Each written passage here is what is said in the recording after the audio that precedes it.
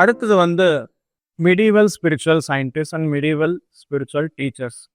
மத்திய யுகங்கள்ல இருக்கும் ஆன்மீக விஞ்ஞானிகள் மற்றும் ஆன்மீக ஆசிரியர்கள்.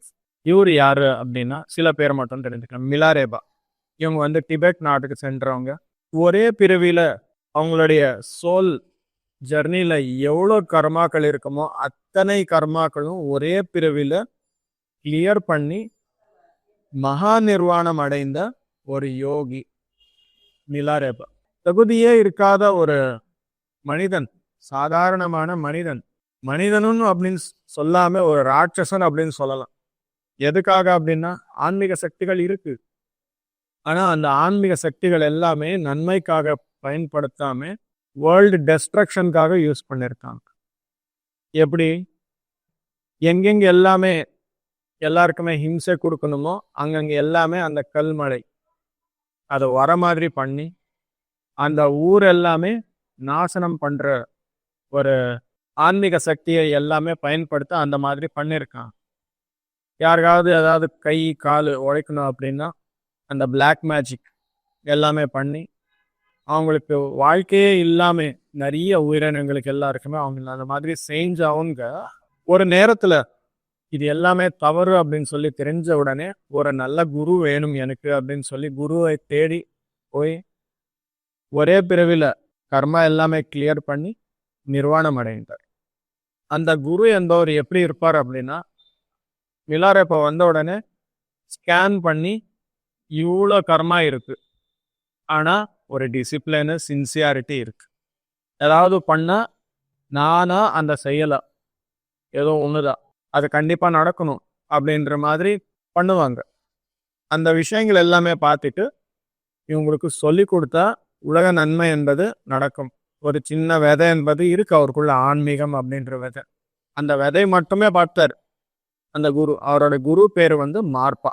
அந்த மார்பா குருமார்கள் கூட போயிட்டு இந்த விஷயங்கள் எல்லாமே நான் பண்ணேன், இன்னுமே பண்ண மாட்டேன், நீங்க தான் எனக்கு குரு, எனக்கு எல்லாமே சொல்லி கொடுங்க அப்படின்னு சொல்லி கேட்கும்போது ஏகப்பட்ட பிரச்சனைகள் எல்லாமே கொடுப்பாங்க. ஏகப்பட்ட ஹிம்சை என்பது கொடுப்பாங்க. எப்படி எனக்கு வீடு வேணும் எல்லாம் கட்டு அப்படின்னு சொல்லுவாங்க. ஒரு மலை மேலே கட்டணும், கீழிலிருந்து இவளோட பெரிய கல் எல்லாமே எடுத்துட்டு போய் கட்டணும்.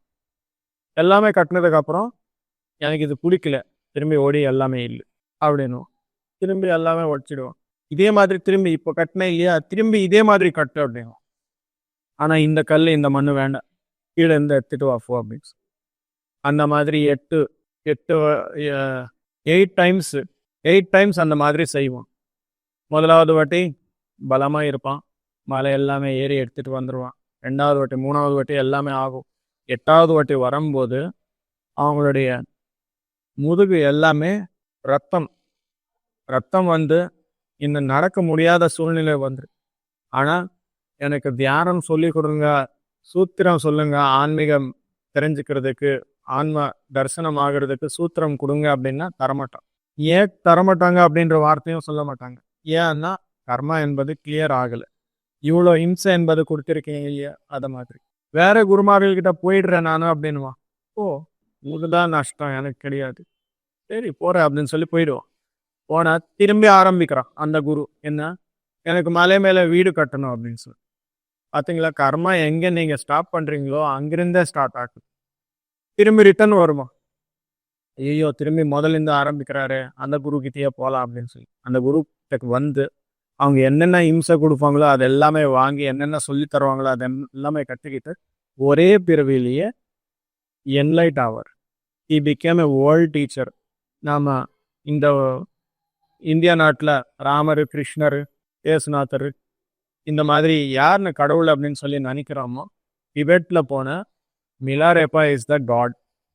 அவங்க சிலை வச்சு அங்கே பூஜை எல்லாம் பண்ணுவாங்க. ஆனால் பூஜை எல்லாம் பண்ணு அப்படின்னு சொல்லி அவங்க சொல்ல, தியானம் பண்ணுங்க, உங்களுடைய கர்மாவை நீங்க கிளியர் பண்ணிக்கோங்க, ஒரே பிறவியில் ஆன்ம விஞ்ஞானியாக நீங்க ஆக்கி மகா நிர்வாணம் என்பது நீங்க பெற முடியும் அப்படின்ட்டு சொல்லியிருக்காங்க.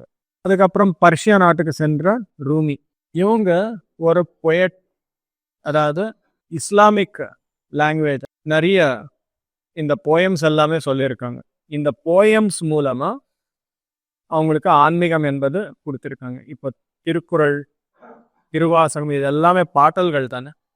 இந்த பாடல்கள் மூலமா வாழ்க்கை முறை எப்படி இருக்கணும் அப்படின்னு சொல்லி திருவள்ளுவர் அவர்கள், அப்புறம் திருமூலர் அவர்கள், இந்த மாதிரி சித்தர்கள் எல்லாமே எப்படி கொடுத்துருக்காங்களோ அந்த மாதிரி ரூமி அப்படின்ற ஒரு யோகி அவங்க வந்து போயம்ஸ் மூலமா ஆன்மீகம் எல்லாமே கொடுத்துருக்காங்க.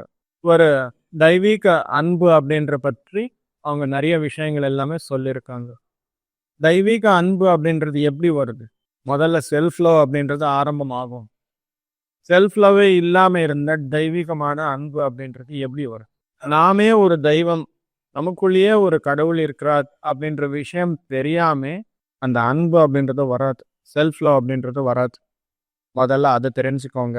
தெய்வீக அன்பு, டிவைன் லவ், ஆன்மீகம், தியானம் இது பற்றி நிறைய போயம்ஸ் எல்லாமே எழுதியிருக்காங்க ரூமி அவர்கள். ரூமி அவர்கள் எப்படி என்லைட் ஆனார் அப்படின்னா 36 மணி நேரம் விடாமுயற்சியாக அவங்க சுத்திட்டே இருக்கிறார் ஒரே இடத்துல உட்காந்து நின்று. 36 மணி நேரத்துக்கு அப்புறம் சுத்தி சுத்தி சுத்தி சுத்தி சுத்தும் போது உடல் சுத்துது, ஆனா உள்ள ஒரே ஒரு புள்ளி, ஒரு பாயிண்ட் சுத்தாம ஸ்டேபிளா இருக்கு, பேலன்ஸ்டா இருக்கு. அது யாரு அப்படின்னா அதுதான் உன்னுடைய ஆன்மா, அதுதான் நீ. வெளியில என்ன மாதிரி சொதப்பல்கள் இருந்தாலும் குழப்பங்கள் இருந்தாலும் நீ மட்டும் அசையாம இருக்க பாருங்க, அதுதான் நீ அப்படின்னு சொல்லி அவங்களுக்கு ஒரு புரிதல் என்பது அனுபவபூர்வமாக வந்தது.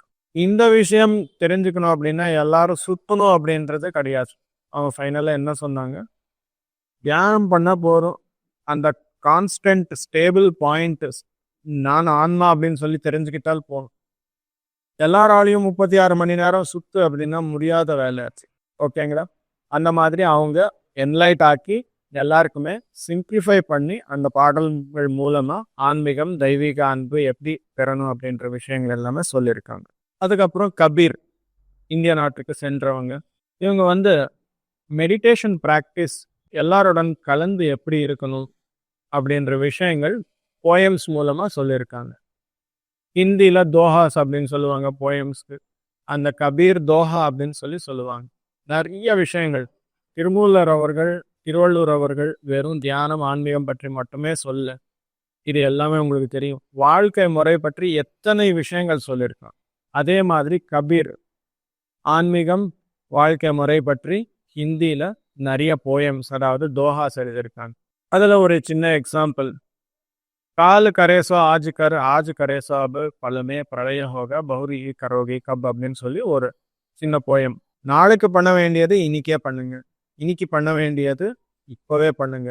எதுக்காக அப்படின்னா நாளைக்கு அல்லது இன்னைக்கு இப்போ ஒரு பிரளயம் வந்தால் நீங்க இருக்க மாட்டீங்க.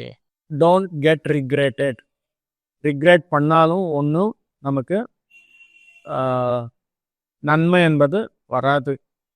அதுக்காக இன்னைக்கே பண்ணுங்க, இப்போவே பண்ணுங்க, பண்ண வேண்டிய செயல்கள் எல்லாமே பண்ணிடுங்க அப்படின்னு சொல்லி ஒரு சின்ன எக்ஸாம்பிள் நான் சொன்னேன். அந்த மாதிரி எத்தனையோ போயம்ஸ் என்பது அவங்க கொடுத்துருக்காங்க.